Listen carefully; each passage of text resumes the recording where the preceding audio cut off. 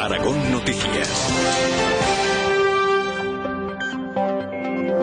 Reunión en Moncloa entre el presidente del Partido Aragonés y el presidente del Gobierno. Arturo Aliaga y Mariano Rajoy han analizado el grado de cumplimiento del acuerdo alcanzado entre esos dos partidos, el PP y el PAR, para concurrir a las últimas elecciones generales. Aliaga le ha transmitido a Rajoy las preocupaciones aragonesas. Pedro Sánchez, ¿han alcanzado algún compromiso?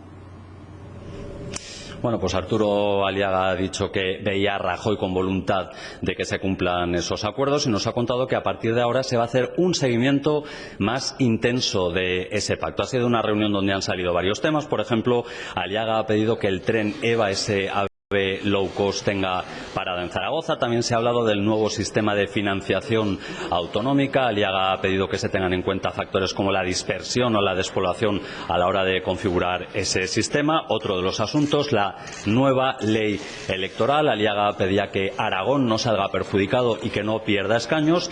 Y otro de los asuntos, se ha hablado también de presupuestos. Rajoy se ha comprometido a mantener una reunión cuando se tenga el borrador de esos presupuestos para comprobar que se mantienen las inversiones previstas en la comunidad.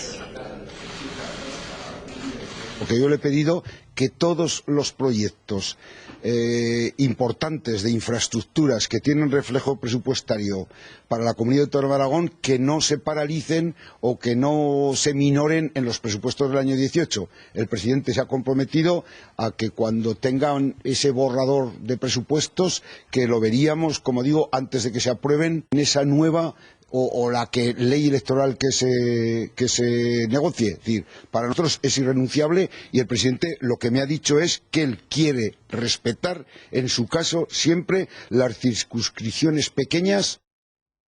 El Gobierno central y el